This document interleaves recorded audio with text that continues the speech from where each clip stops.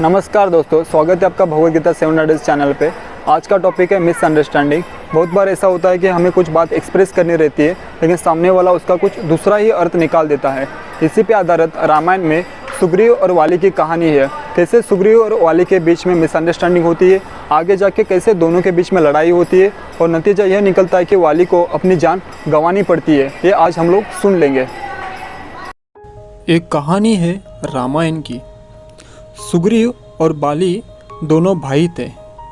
बाली बड़ा भाई होने के कारण राजा था और सुग्रीव राजकुमार था। वे एक दूसरे के प्रति बहुत उच्च बंधन और सम्मान साझा करते थे।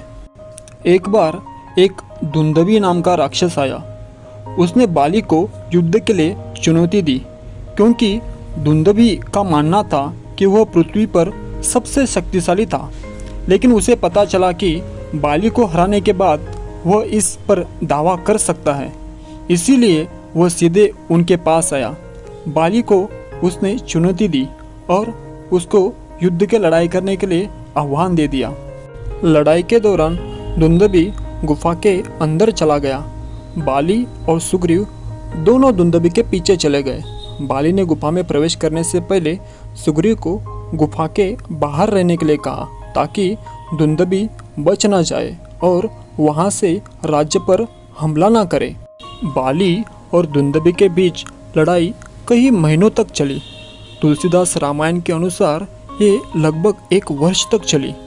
सुग्रीव ने 1 साल तक गुफा के बाहर इंतजार किया, लेकिन एक दिन उसने चीखना और गुफा से बहुत सारा खून बहता हुआ देखा। उसे डर था कि शायद बाली को मार दिया गया है, इसीलिए उसने एक बड़े पत्थर को गुफा के बाहर रख दिया, ताकि गुफा से कोई बाहर ना आ सके।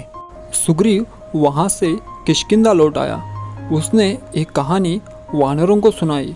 सभी ने यह निर्णय लिया कि सुग्रीव को राजा बनना चाहिए, क्योंकि वह पहले से ही राजकुमार था। सुग्रीव ने राजा के रूप में कार्यभार संभाला और शासन करना शुरू कर दिया।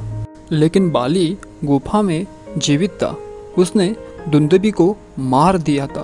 वो किसी तरह पत्थर को तोड़कर गुफा के बाहर निकलने में कामयाब रहा। जब वो किष्किंधा पहुंचा और सुग्रीव को राजा के रूप में देखा, वह अधिक क्रोधित हो गया। उसने सोचा कि सुग्रीव ने जानबूझकर पत्थर को गुफा के बाहर रख दिया था, ताकि वो बाहर निकल ना पाए। बाली ने सुग्रीव को राजा के पद से अस्वीकार कर दिया। उसने सुग्रीव को किष्किंधा से बाहर निकाल दिया।